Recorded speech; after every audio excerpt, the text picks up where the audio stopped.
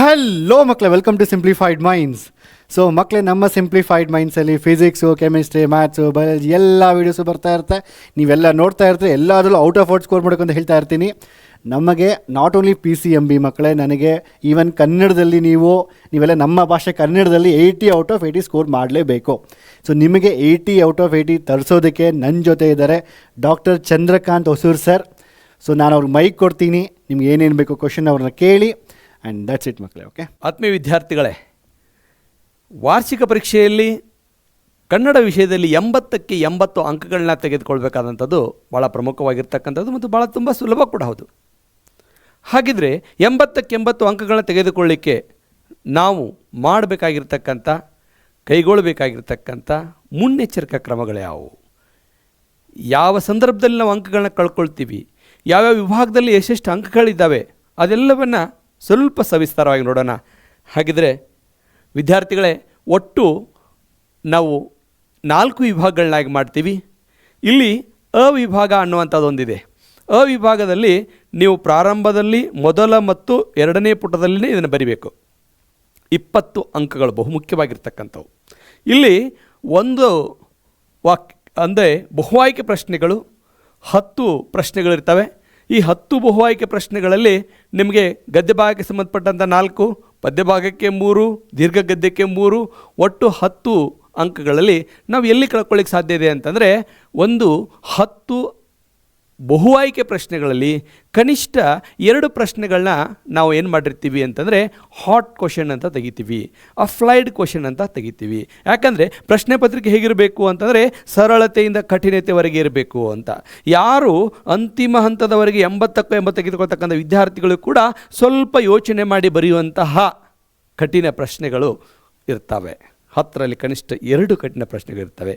ಅಂತಹ ಬಹು ಆಯ್ಕೆ ಪ್ರಶ್ನೆಗಳನ್ನ ನಾವು ಈಗಾಗಲೇ ನಮ್ಮ ಡಿಸ್ಕ್ರಿಪ್ಷನಲ್ಲಿ ಕೊಟ್ಟಿರ್ತಕ್ಕಂಥ ಮಾದರಿ ಪ್ರಶ್ನೆ ಪತ್ರಿಕೆಗಳನ್ನ ಮತ್ತು ಕಳೆದ ವರ್ಷ ನಡೆದಂಥ ವಾರ್ಷಿಕ ಪರೀಕ್ಷೆ ಒಂದು ಪ್ರಶ್ನೋತ್ತರಗಳ ಚರ್ಚೆಯನ್ನು ನೀವು ವೀಕ್ಷಣೆ ಮಾಡಿದ್ರಿ ಅಂತಂದರೆ ನೀವು 80ಕ್ಕೆ 80 ಅಂಕಗಳನ್ನ ಕನ್ನಡದಲ್ಲೇ ಪಡ್ಕೊಳ್ತೀರಿ. ಅದೇ ರೀತಿಯಾಗಿ ಬಿಟ್ಟ ಸ್ಥಳಗಳನ್ನ ತುಂಬಿರಿ ಅನ್ನುವಂಥದ್ದು 5 ಅಂಕದ ಪ್ರಶ್ನೆಗಳಿರುತ್ತೆ. ಇದು ಬಂದು ನಿಮಗೆ ನೇರವಾಗಿ ಇಲ್ಲಿ ಗದ್ಯ ಭಾಗಕ್ಕೆ ಸಂಬಂಧಪಟ್ಟಂಥದ್ದೇ ಇರುತ್ತೆ. ಹಾಗಾಗಿ ನೀವು 80ಕ್ಕೆ 80 ಅಂಕಗಳನ್ನ ತೆಗೆದುಕೊಳ್ಬೇಕಾದ ಸಂದರ್ಭದಲ್ಲಿ ನೀವು ಪಠ್ಯಪುಸ್ತಕದ ಗದ್ಯವನ್ನು ನೀವು ಲೈನ್ ಬೈ ಲೈನ್ ಓದಬೇಕು. ಯಾವುದೋ ಒಂದು ವಿಷಯದ ಮಧ್ಯದಲ್ಲಿ ಒಂದು ಬಿಟ್ಟ ಸ್ಥಳವನ್ನು ತೆಗಿತಾರೆ. ಹಾಗಾಗಿ ಗದ್ಯ ಭಾಗಕ್ಕೆ ಮಾತ್ರ ಸಂಬಂಧಪಟ್ಟಂಥದ್ದು ಅದು ಬಿಟ್ಟ ಸ್ಥಳವನ್ನು ತುಂಬಿರಿ ಅಂತಕ್ಕಂಥದ್ದು.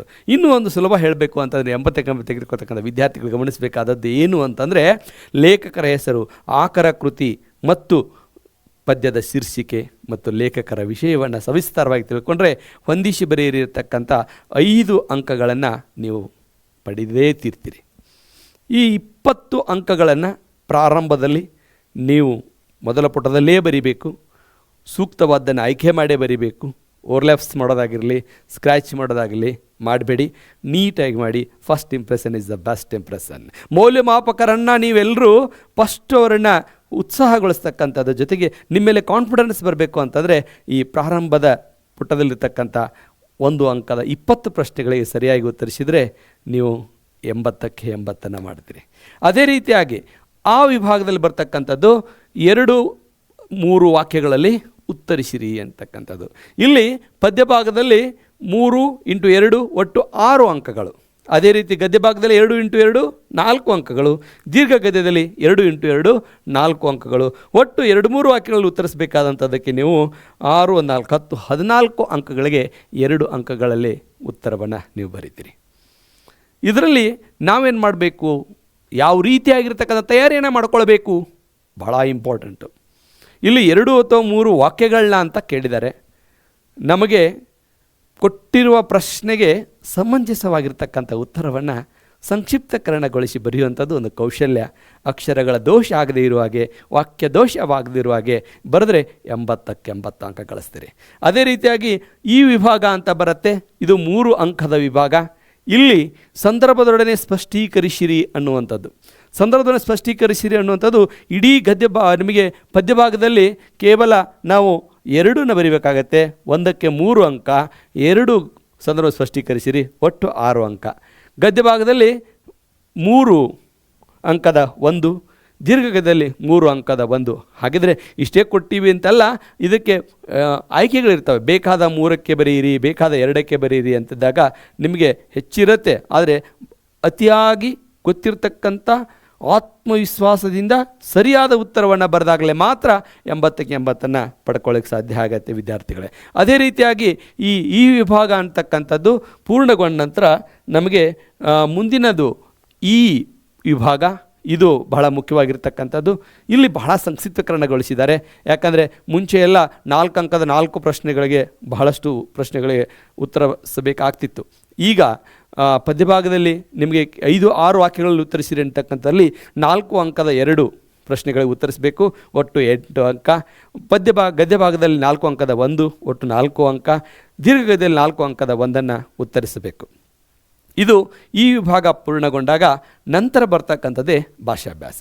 ಭಾಷಾಭ್ಯಾಸದಲ್ಲಿ ಒಟ್ಟು 6 ಪ್ರಶ್ನೆಗಳನ್ನ ಕೊಟ್ಟಿರ್ತಾರೆ. ಬೇಕಾದ 4ಕ್ಕೆ ಬರೀರಿ ಅಂತ ಹೇಳಿರ್ತಾರೆ. 1ಕ್ಕೆ 2 ಅಂಕ, ಒಟ್ಟು 8 ಅಂಕಗಳು. ಹಾಗಾಗಿ ಅದಾದ ನಂತರ ಬರ್ತಕ್ಕಂಥದ್ದು ನಿಮಗೆ ಭಾಷಾಭ್ಯಾಸ ಮುಗಿದ ತಕ್ಷಣ ಬರ್ತಕ್ಕಂಥದ್ದು ಯಾವುದು ಅಂತಂದರೆ ಪತ್ರಲೇಖನ, 4 ಅಂಕದ 1 ಪ್ರಶ್ನೆ. ಇಲ್ಲಿ ವ್ಯಾವಹಾರಿಕ ಪತ್ರಲೇಖನ ಮತ್ತು ವೈಯಕ್ತಿಕ ಪತ್ರಲೇಖನ ಅಂತ 2 ರೀತಿ ಇರುತ್ತೆ. ವ್ಯಾವಹಾರಿಕ ಪತ್ರಲೇಖನ ಆಯ್ಕೆ ಮಾಡಿಕೊಂಡು ಸರಿಯಾದ ಹಂತದಲ್ಲಿ ನೀವು ಬರೆದಿದ್ದಾದರೆ 4ಕ್ಕೆ 4 ಅಂಕಗಳು ನಿಶ್ಚಿತ. ಅದೇ ರೀತಿ ಪ್ರಬಂಧವನ್ನು ಕೊನೆಯದು 4 ಅಂಕದ 1 ಪ್ರಬಂಧ. ಈ ಪ್ರಬಂಧವನ್ನು ಬರೆಯುವಂಥ ಸಂದರ್ಭದಲ್ಲಿ ಭಾಳಷ್ಟು ವಿದ್ಯಾರ್ಥಿಗಳು ಎಲ್ಲಿ ಅಂಕಗಳನ್ನ ಕಳ್ಕೊಳ್ತಾರೆ ಅಂತಂದರೆ ಹಂತಗಳನ್ನ ಸರಿಯಾಗಿ ನೋಡೋದಿಲ್ಲ. ಪ್ರಾರಂಭದಲ್ಲಿ ನೀವು ಬೆಳವಣಿಗೆಯನ್ನು ಬರಿತಾ ಹೋಗಬಾರ್ದು. ಪ್ರಾರಂಭದಲ್ಲಿ ಕೊಟ್ಟಿರ್ತಕ್ಕಂಥ ಪ್ರಬಂಧದ ಶೀರ್ಷಿಕೆಯನ್ನು ಅರ್ಥ ಮಾಡ್ಕೊಳ್ಳಿ. ಪೀಠಿಕೆ, ಬೆಳವಣಿಗೆ ಹಂತ, ಉಪಸಂಹಾರ, ಈ 4 ಹಂತಗಳಲ್ಲಿ ನೀವು ಪ್ರಬಂಧವನ್ನು ಮಂಡನೆ ಮಾಡಿದ್ದೆ ಆದರೆ ಖಂಡಿತವಾಗಿ 4ಕ್ಕೆ 4 ಅಂಕಗಳನ್ನ ಕೊಡ್ತಾರೆ. ಹಾಗಾಗಿ ಆತ್ಮೀಯ ವಿದ್ಯಾರ್ಥಿಗಳೇ, ಮತ್ತೊಮ್ಮೆ ತಮ್ಮೆಲ್ಲರಿಗೂ ನಾನು ಹೇಳೋದಿಷ್ಟೇ, ಎಲ್ಲ ವಿಷಯದಲ್ಲಿ 80ಕ್ಕೆ 80 ಅಂಕಗಳು ತೆಗೆದುಕೊಳ್ತಕ್ಕಂಥ ವಿದ್ಯಾರ್ಥಿಗಳು ಕನ್ನಡ ವಿಷಯದಲ್ಲಿ ಕೂಡ 80ಕ್ಕೆ 80 ಅಂಕಗಳನ್ನ ತೆಗೆದುಕೊಳ್ಳಿಕ್ಕೆ ಯಾವಾಗಲೂ ಸಿಂಪ್ಲಿಫೈಡ್ ಮೈಂಡ್ ಭರವಸೆ ಅಕಾಡೆಮಿ ನಿಮ್ಮೊಂದಿಗಿರುತ್ತೆ. ನಾನು ಕೂಡ ಇರ್ತೀನಿ. ನಿಮ್ಮ ಸಮಸ್ಯೆಗಳನ್ನು, ನಿಮ್ಮ ಪ್ರಶ್ನೆಗಳನ್ನು ನನಗೆ ಕಮೆಂಟಲ್ಲಿ ಹಾಕಿ. ಜೊತೆಗೆ ಈ ಎಲ್ಲ ವಿಭಾಗಕ್ಕೆ ಸಂಬಂಧಪಟ್ಟಂಥ ವಿಡಿಯೋಗಳನ್ನ ನಾವು ಈಗಾಗಲೇ ಪ್ರಿಸ್ಕ್ರಿಪ್ಷನಲ್ಲಿ ಕೊಟ್ಟಿದ್ದೀವಿ.